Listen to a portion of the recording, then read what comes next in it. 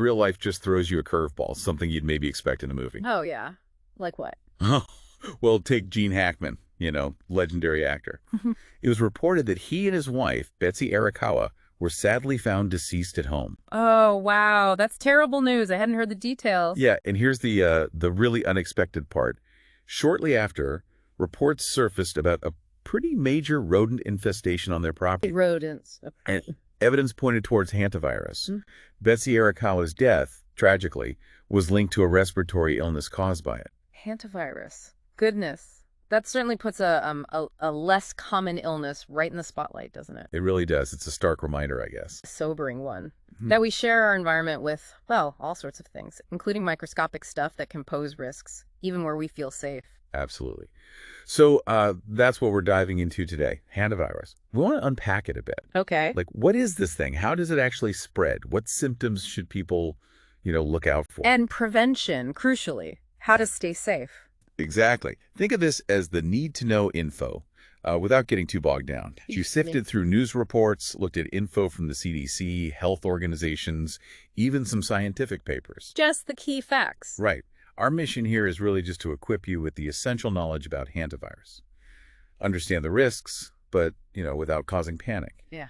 And give you some actionable steps. And it's interesting, too, because this whole situation really highlights that connection between animal diseases and human health. Zoonotic diseases, they call them. Right, that jump from animals to us. Yeah, and things like, changes in land use, climate. They can actually increase our contact with wildlife and the viruses they might carry. It's a bigger picture thing, really. Definitely something to think about. Okay, so let's talk symptoms first. We hear hantavirus. What does it actually do? Well, first off, hantavirus isn't just one virus. It's actually a family of related viruses. Okay. A whole gang of them. Kinda. And different types are carried by different kinds of rodents. When a person gets infected, how sick they get can really vary. So it could be mild Or it could be very, very serious, like in the case we mentioned, unfortunately. Okay, so what are the first signs? What might make someone think, this isn't just a cold? The tricky part is the early symptoms are often really vague, very flu-like. Like what, specifically? You're looking at things like fever, chills, muscle aches, and sometimes these aches can be really quite intense. Like seriously sore? Yeah, like you've done a massive workout you don't remember doing, headaches too, and just feeling totally wiped out, fatigued. When does this usually start? Typically about 2 to 3 weeks after exposure to the virus. You might also get some stomach issues, nausea, maybe vomiting, diarrhea, some abdominal pain. So really easy to mistake for the flu or a stomach bug at first. Exactly. Nothing immediately flags it as hantavirus. You might just think you've caught something going around. Right. You'd probably just, take some painkillers and rest up. But you mentioned it can get much worse. Unfortunately, yes. That's the real concern with hantavirus. For some people, it can progress from those initial mild symptoms to something much more severe and often quite rapidly. How fast are we talking? Within just a few days sometimes. Things can escalate quickly. And that's when we get into hantavirus pulmonary syndrome, or HPS. That's right. HPS is the really dangerous outcome, and it's primarily an attack on the lungs. So breathing problems. Severe breathing problems.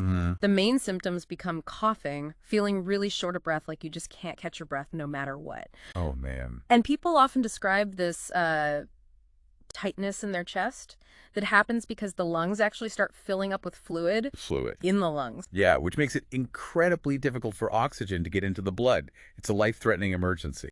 That sounds absolutely terrifying. And the reports indicated investigators believed Betsy Arakawa contracted HPS. That's the information that was reported, yes. It really highlights just how severe and rapid HPS can be. Now, I also read something about HFRS, hemorrhagic fever with renal syndrome. Is that related? Good question. Yes, it's related in that it's also caused by hantaviruses, but it's a different type of illness. Different how? HFRS primarily targets the kidneys, not the lungs. So the symptoms are different too. Okay, like what kind of symptoms? With HFRS, you're more likely to see things like a really bad headache, intense lower back pain, nausea, vomiting, diarrhea, and sometimes kidney issues like swelling or even blood in the urine. So lungs for HPS, kidneys for HFRS. Got it.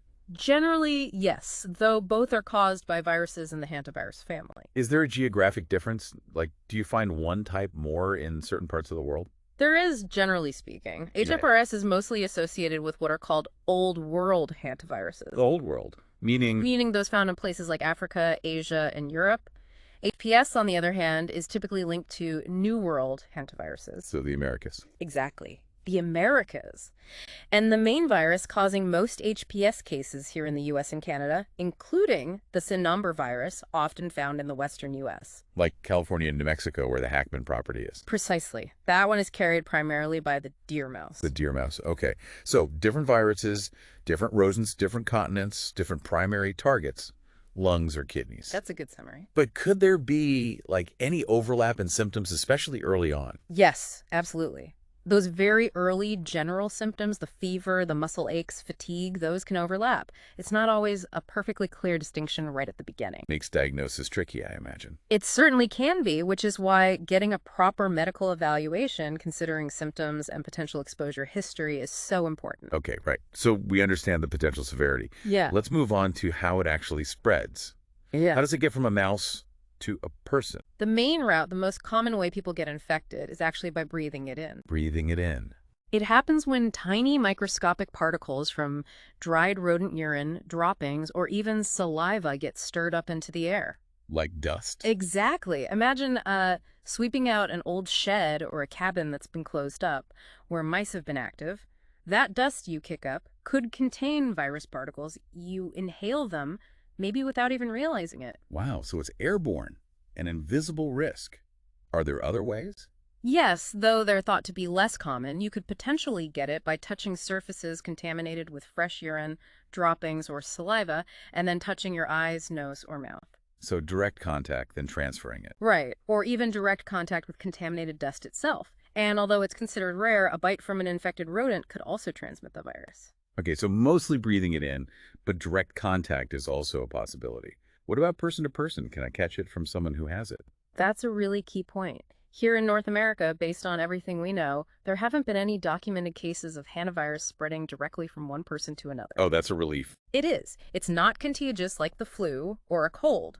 You also won't get it from farm animals or your pets like dogs or cats. But wait, could my cat bring an infected mouse into the house? Yes, that's the important caveat. While your pet won't give you hantavirus, they could definitely bring an infected wild rodent into your home or near it, which then indirectly increases your risk. Okay, good distinction.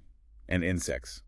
Mosquitoes, ticks. Nope, not involved in spreading hantavirus. Look It's out. really all about the rodents. Got it.